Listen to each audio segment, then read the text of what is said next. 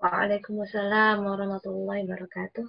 Jazakumullah khairan kepada Ustadz yang sudah menjelaskan kepada kita tadi pembahasan tafsir dari surah Maryam. Alhamdulillah kita sudah menyimaknya bersama bagaimana kondisi nanti di hari kiamat dan kondisi orang-orang kafir, orang zalim dan orang mukmin. Semoga itu jadi pelajaran kita hari ini. Langsung saja kita buka termen tanya jawab.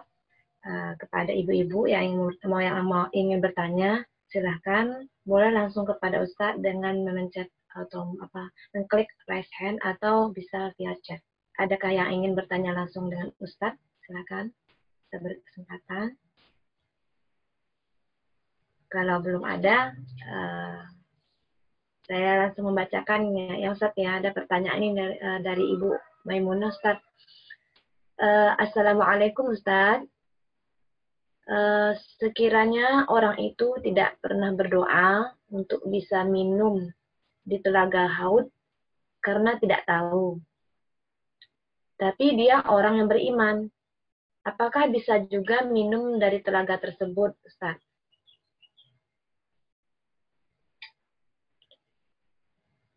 Ustaz? Ya, jadi ya insya Allah bisa ya tentu ya. Ketika dia sudah beriman kepada Rasul.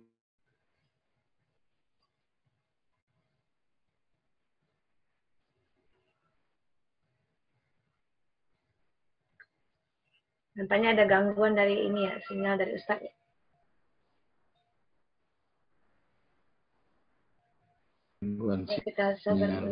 Jadi intinya siapapun yang sudah menjadi umat Muhammad Sallallahu Alaihi Wasallam dengan penuh kebaikan sesuai dengan semua syaratnya, insya Allah Rasulullah izinkan untuk meminum telaga itu. Jadi kenapa harus berdoa juga ya? Maka berdoa itu akan menambah ya berdoa itu pada hakikatnya ya menambah semacam motivasi ya. Misalnya orang sudah hafal Quran ya. Berarti orang itu kalau sudah hafal Quran kan bacanya sudah ribuan kali ya. Tapi kenapa dia masih berdoanya Allah marhamni bil Quran? Ya Allah, jadikan saya tetap bisa membaca terus sehingga saya mendapat rahmat terus ya.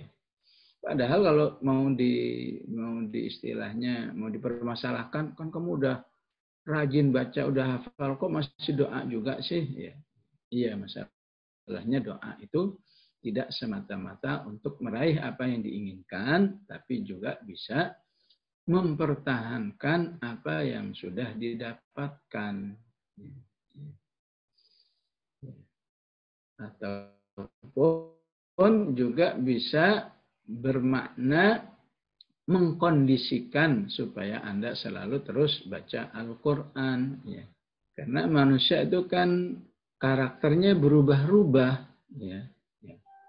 Tahun segini kayak begini. Tahun depan, wallahu a'lam. Tahun depan lagi, wallahu a'lam. Ya. Manusia itu memang mudah berubah-ubah. Ya.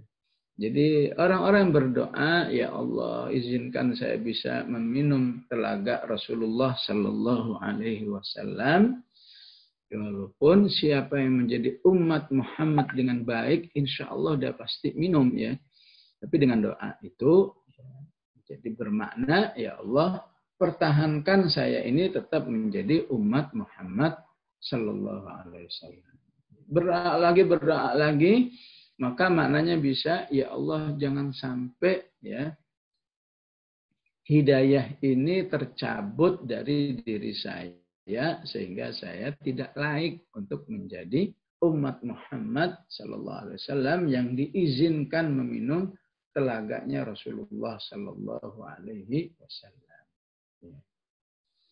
Ya sama seperti kita kan udah sholat, kok masih ihdinas siratal mustaqim sih? Padahal saat sholat itu sudah berada di jalan siratal mustaqim, ya. Maka itu pelajarannya, ya, supaya kita jangan sampai sekarang doang sholat, ya. Pekan depan, bulan depan, tahun depan udah nggak senang sholat, ya. Sehingga Allah mengajarkan terus minta ihdinas siratal mustaqim. Begitu yang lainnya, ya. Dia sudah sholat kan, kalau sholat di tasyahud terakhir kan doanya apa? Allahumma inni a'udzubika min adzabi jahannam. Ya Allah, lindungilah aku dari api neraka. Padahal orang yang sholat itu insya Allah nggak kena api neraka. Tapi doanya, Allahumma inni a'udzubika min adzabi jahannam. Maka bermakna, ya seterusnya, ya Allah, lindungilah saya ini dari api neraka. Ditambah lagi Rasulullah menjelaskan, siapa yang berdoa agar dilindungi dari api neraka, maka api nerakanya juga ikut berdoa. Ya Allah, lindungilah hambamu yang sedang berdoa untuk dilindungi dari saya, maksudnya dari jahanam ini, agar engkau lindungi. Tentu kalau nggak berdoa, nerakanya nggak ikut mendoakan. Memang neraka bisa berdoa, bisa doa, neraka bisa ngomong, otomatis bisa berdoa, ya.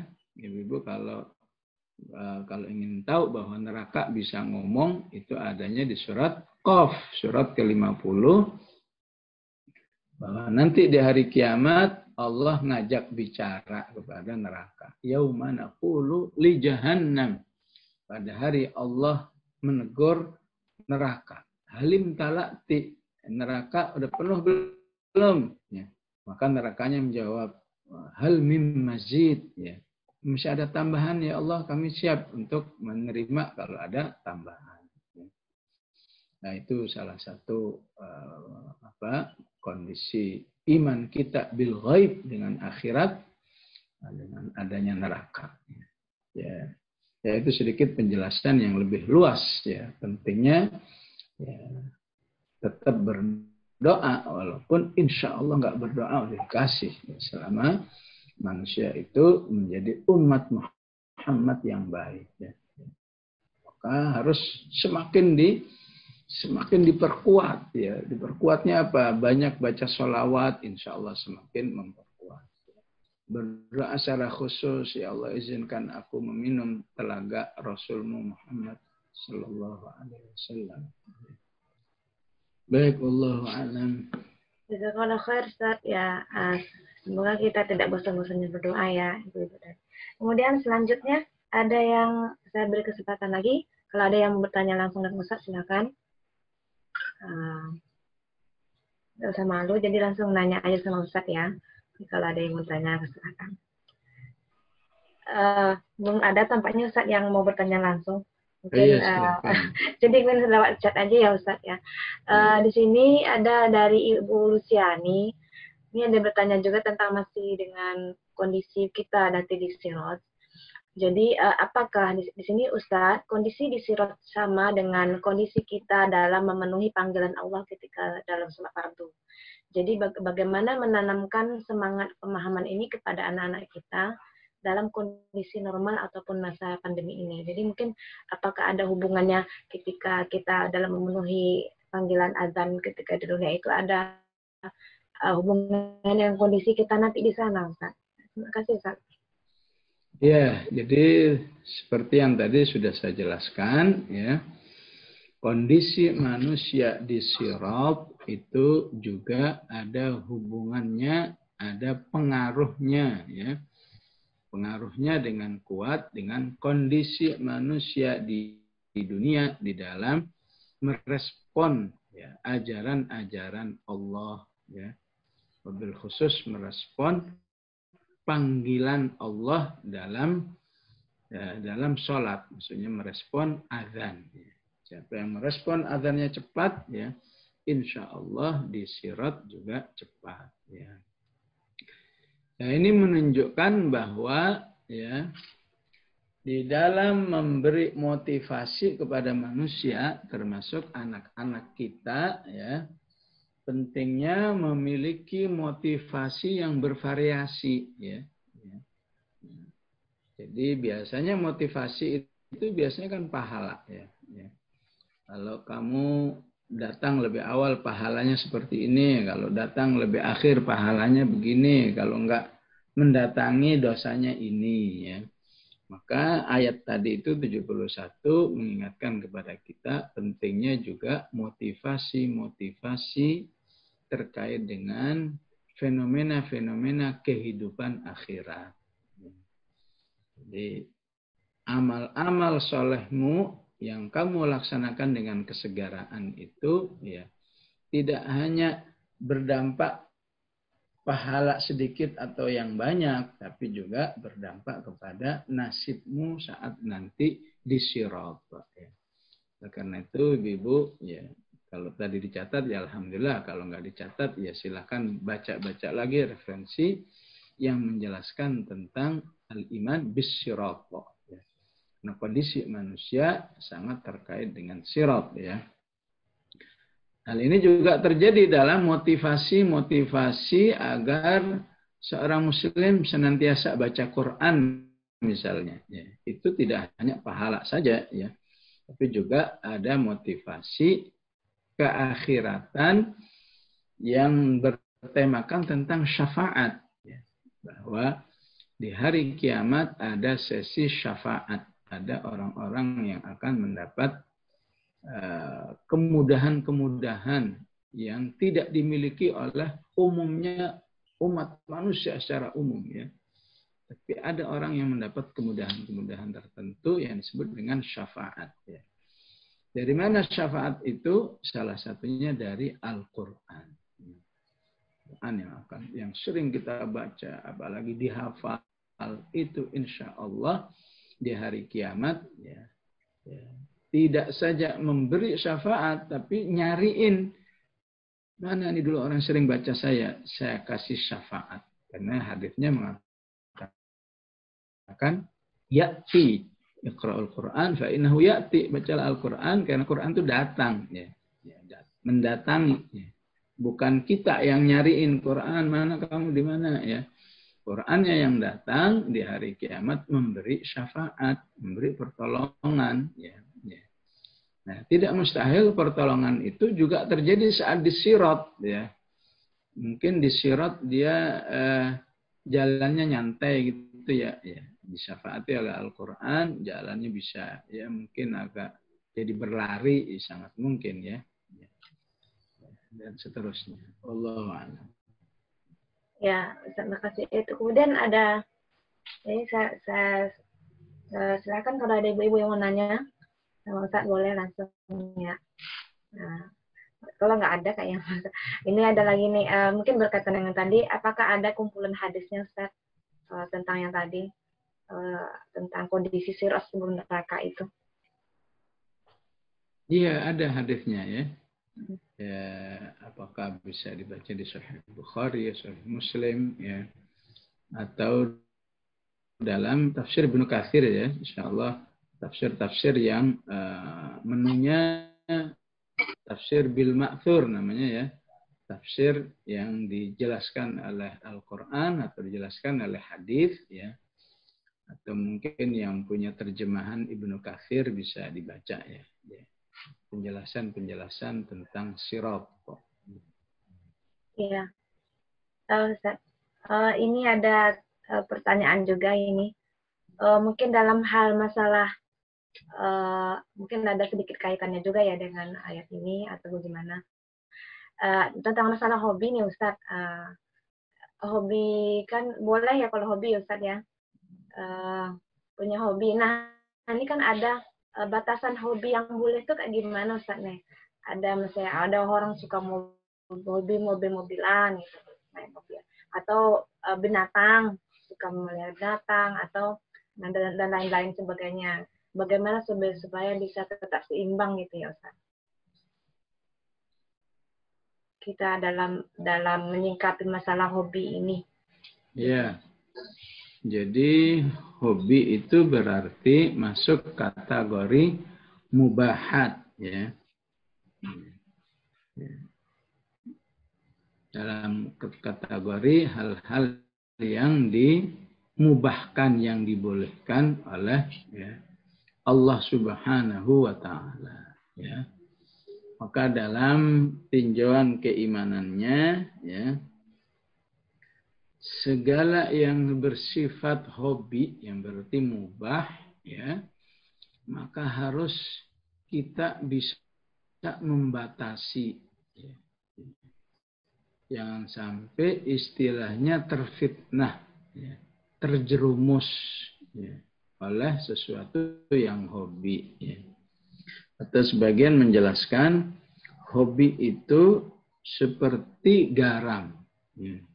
Ibu-ibu kalau masak sayur sop sepanci, garamnya seapa? Sepanci apa sesendok? Makan apa? Ya, sendok teh, ya. Ya. Begitu juga semua yang mubah, ya, itu harus sangat dibatasi.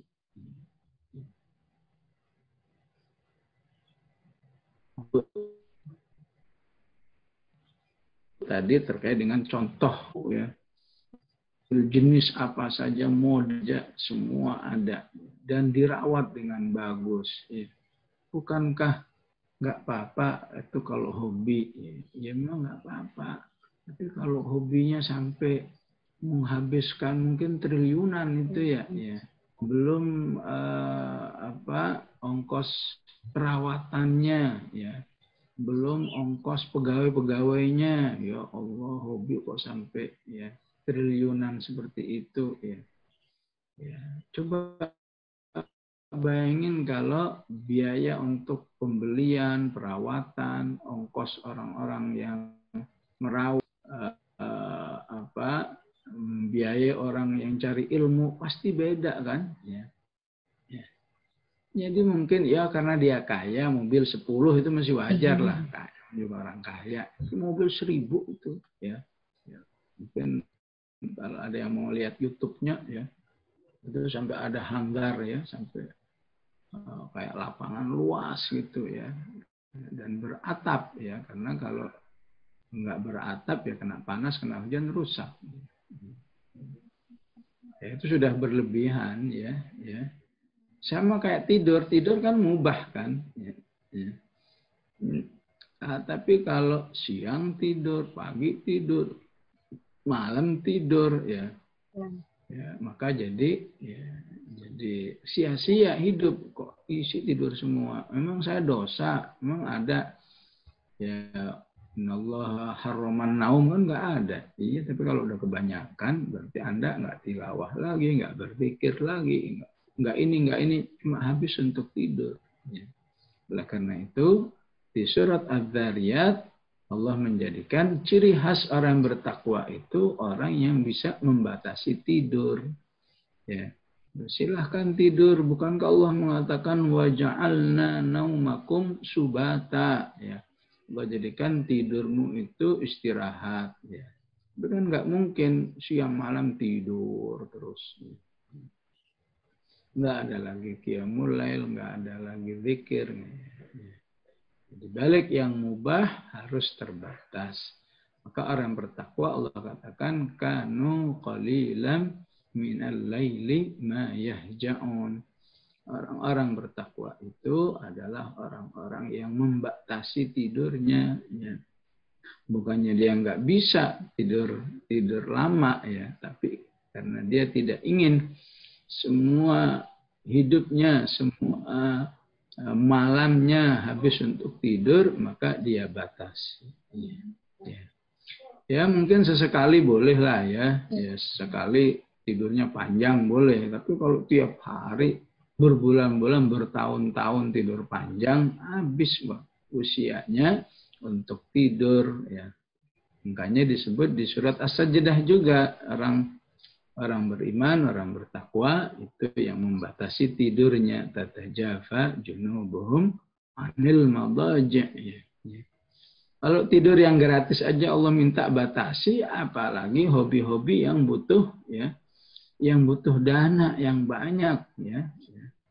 Saya dengar orang-orang yang hobi mancing itu ternyata biayanya bisa habis ratusan juta ternyata, ya. Hanya untuk mancing. Ya bolehlah setahun sekali, tapi kalau tiap pekan mancing, ya, ya harus beli alatnya yang bisa juga puluhan juta, ya.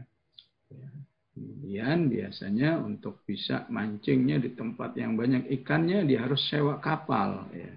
Nah, sewa kapal itu yang mahal, ya. Ya, apalagi kalau yang lebih kaya lagi dia punya kapal, ya. Nama kapalnya apa biasanya disebut yah, ya. Yah itu kapal mewah untuk, ya, untuk apa? Rekreasi di laut, ya. Ya. Kalau ibu-ibu mungkin nggak punya yah, yang punya yahnya panjang, ya. Nah, nggak ada yang bisa dibuat beli, ya. Baik, Allah alam. Jazakallah khair Ustaz, ya.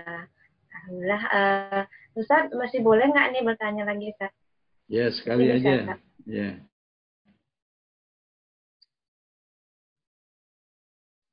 Boleh nggak? Masih ada. Ya silakan. Oh ya baik. Ini ada ya baik Ustaz. Masih berkaitan dengan yang ayat tadi Ustaz. Penjelasan dari tafsir tentang orang munafik tadi. Kan kondisi sekarang ini banyak terjadi kondisi fitnah Ustaz. Jadi ada banyak info yang berkembang di media sosial.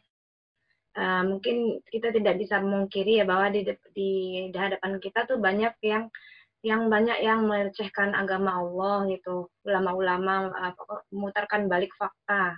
Nah, bagaimana kita menyikapi orang yang seperti itu? Apakah kita boleh sebagai hamba Allah manusia langsung menjas, oh dia munafik, oh si Anu munafik? Apakah boleh langsung? Karena kita kadang suka langsung komentar gitu, Ustaz. Jadi karena mungkin lagi kesel bawaannya sama orang itu, mungkin nggak suka dengan perbuatannya, tiba-tiba langsung komentar dia munafik, langsung menyebutkan dia munafik. Apakah sementara kita juga mungkin kali aja dia kata tadi di ayat itu mungkin aja dia bertobat, Allah masih menunggu dia kali aja mau bertobat. Apa kita boleh langsung menjudge orang itu munafik dia gitu? Atau bagaimana Ustaz? Ya secara umum istilahnya tunjuk hidung itu tidak boleh, ya. Secara umum, ya. Tunjuk hidung itu tidak boleh. Ya tentu kalau karena kita ya emosi atau mungkin ya tidak saja emosi, biasanya dalam hal ini ada ghirah namanya, ya. Ghirah artinya terusik keislamannya, terusik akidahnya.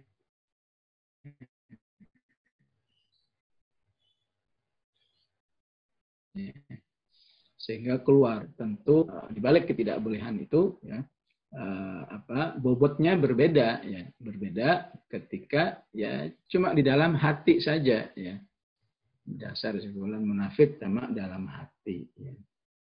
Ataupun ucapan tapi tidak di depan halayak, ya, tapi mungkin di depan anaknya atau di depan suaminya atau di depan temannya, memang itu munafik misalnya. Tentu itu insya Allah bobotnya beda, ya, sebagai orang yang tunjuk hidung, ya. Dengan kalau dia langsung nulis di medsos, ya, si fulan karena ngomong-ngomong begini memang dia itu munafik. Nah itu yang sudah sangat berbahaya kalau sampai tunjuk hidung seperti itu, ya. Karena ya, adab menghadapi orang yang seperti itu bukan dengan tunjuk hidungnya munafik atau tunjuk hidungnya apalagi sampai kata kafir, ya. Ya. Itu lebih tidak boleh lagi. Siapa yang menunjuk orang lain dengan kata kafir, maka bisa jadi itu berbalik ke dirinya. Maka adabnya Rasulullah misalnya menjelaskan, ya, jangan memuliakan mereka. Cukup itu aja. Ya. Kalau kita tahu ada orang, pokoknya kerjaannya itu nyela melulu, ya. Begini, atau ayat-ayat Al-Quran dipahami sesuai dengan hawa nafsunya dan seterusnya. Ya. Orang seperti itu cukup, nggak usah disebut kafir atau munafik. Yang penting kita nggak menghormati mereka. Kalau suatu saat bertemu dengan mereka, apakah cukup dipanggil namanya saja, misalnya ya si A gitu aja udah, ya nggak pakai Bapak A misalnya, ketika tahu dia itu sudah nggak baik, ya, akidahnya, pemahamannya, pemikirannya, ya jangan panggil Bapak. Apalagi kalau dia itu punya gelar panggil doktor, padahal dia jahat sekali sama Islam. Atau dipanggil kiai misalnya, ya. Walaupun memang aslinya kiai, tapi ketika kita lihat sudah mulai ngaco-ngaco, udah jangan lagi manggil kiai, termasuk ustadz, ya. Ya, kalau sudah ngaco-ngaco nggak berhak lagi, karena dalam Islam orang yang salah, orang yang sudah menyimpang, ya, ketika kita memanggil dengan panggilan-panggilan kehormatan, apalagi masih ditambah yang terhormat, al-mukarram, maka itu akan bisa semakin mengeksiskan dia dalam kesalahannya atau kebatilannya. Maka orang seperti itu cukup, ya nggak usah dikesankan dia sebagai orang yang mulia.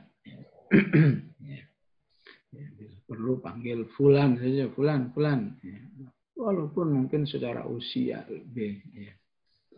Tentu itu jika tidak menimbulkan fitnah yang lain. Ya.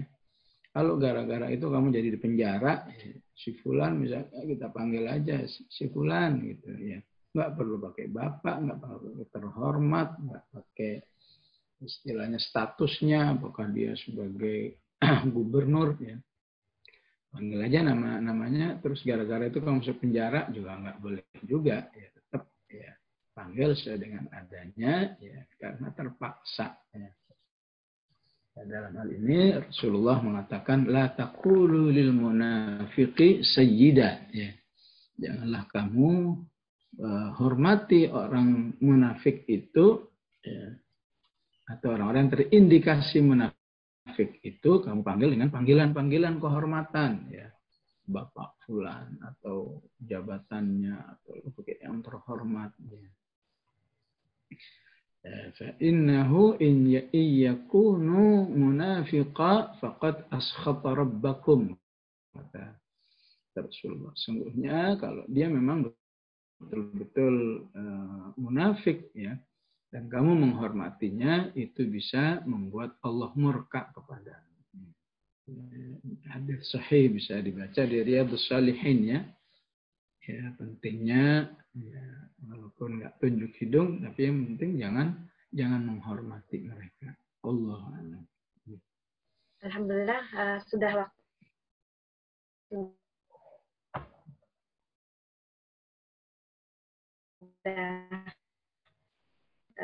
menunjukkan waktu 7:30. Jazakumullah khair atas penjelasan dan jangan dijawab sama saat ini. Sila insya Allah bisa bertanya di pertemuan yang akan datang.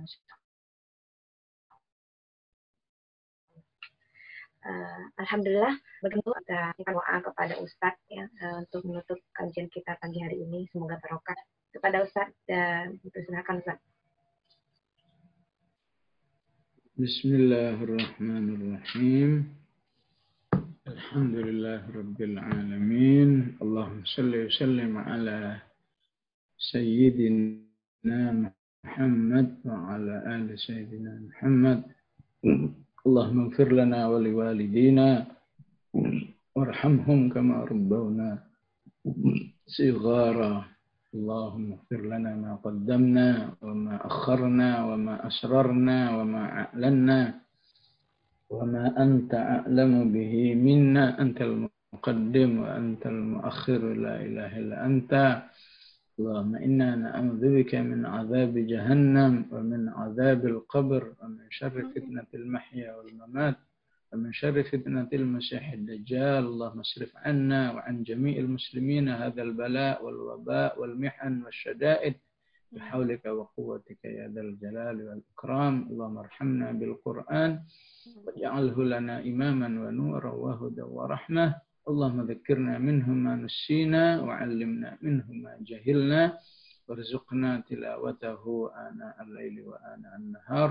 ربنا لا تزغ قلوبنا بعد إذ هديتنا وهب لنا من لدنك رحمة إنك أنت الوهاب. اللهم ربنا هب لنا من أزواجنا وذرياتنا قرة أعين واجعلنا للمتقين إماما. صلى الله على سيدنا محمد وعلى آله وصحبه وسلم والحمد لله رب العالمين. السلام عليكم ورحمة الله وبركاته.